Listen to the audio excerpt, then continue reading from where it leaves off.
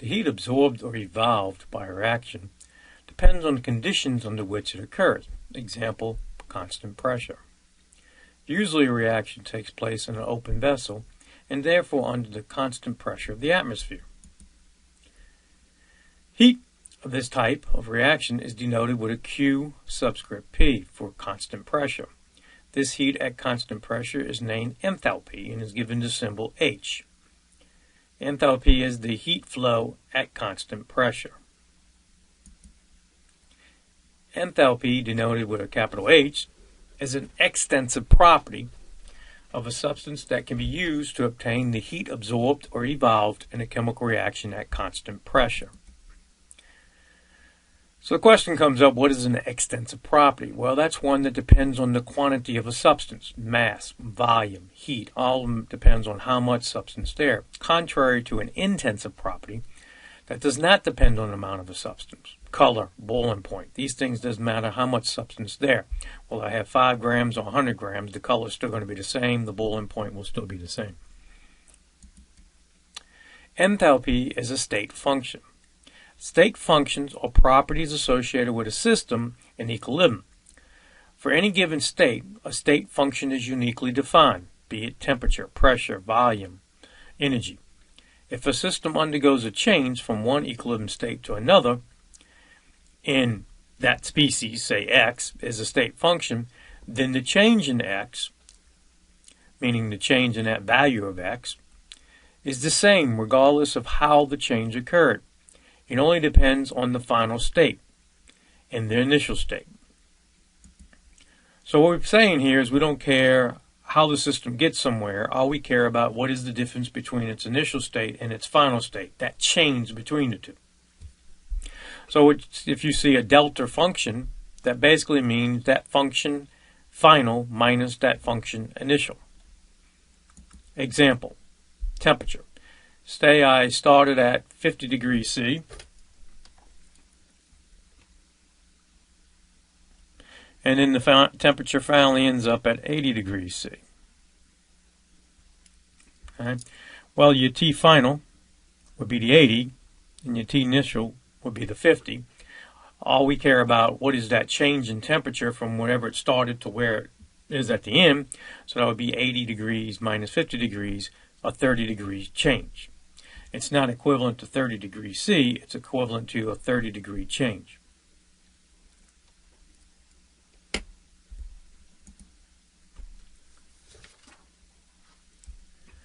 The reaction enthalpy, or delta H subscript reaction, for a reaction carried out at a constant pressure is the enthalpy change associated with the conversion of reactants to products at the same temperature.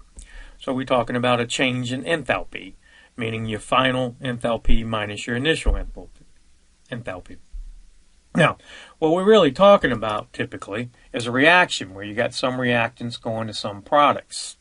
So we don't really talk about enthalpy final and enthalpy initial. It's really in terms of products and reactants. So we really could rewrite this as delta H. Your change in enthalpy is equal to your enthalpy of your products, which is your final thing, minus your enthalpy of your reactants, which is your initial, your starting point.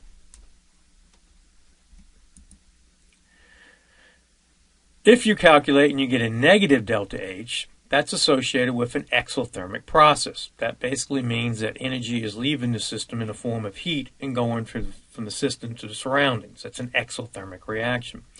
If you get a positive delta H, that's associated with an endothermic reaction. That means it's absorbing more heat, okay, from the surroundings to the system. So a negative delta H, exothermic reaction, releasing heat. Positive delta H, endothermic reaction, absorbing heat.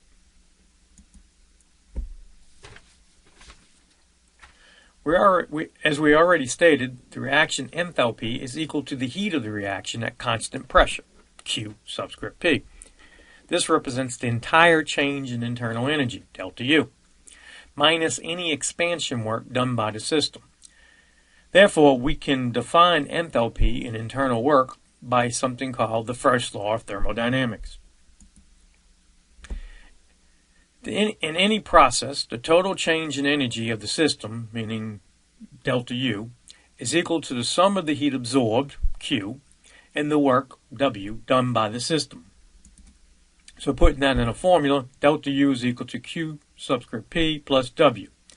Now we've already defined Q subscript P, heat at constant pressure, as delta H. So we can say delta U is equal to delta H plus W.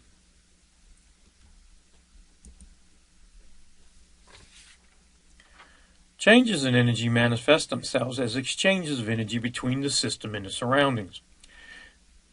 These exchanges of energy are two kinds, heat and work, that must be accounted for. Heat is energy that moves into or out of the system because of a temperature difference between the system and the surroundings. Work is the energy exchange that results when a force, F, moves an object through a distance, D. In other words, work is equal to force times distance. In chemical systems, work is defined differently than force and distance. We define it as a change in volume at a given pressure. That is, work is equal to your pressure time your change in volume. And we have a negative sign there just to keep things in terms of the system. I'll explain that more in a second. W, work, is equal to a negative P delta V. The negative sign is present in this equation to keep the sign correct in terms of the system. Remember, things going into the system is increase, things leaving the system is a negative. Okay, energy into plus, energy out minus. Well, if we're talking about expansion work, then delta V will be a positive value. So if we're talking about expansion work, we're saying V final is larger than V initial. Well, for something to expand, that means that the system has to be doing work on the surroundings. Okay?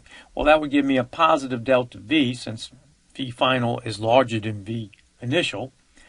Well, if the system is really doing work, that's expending energy by expanding, well, I need that work sign to be negative, so that's why this sign is here. Negative times a positive will give me a negative work. Now, if we talk about the opposite case,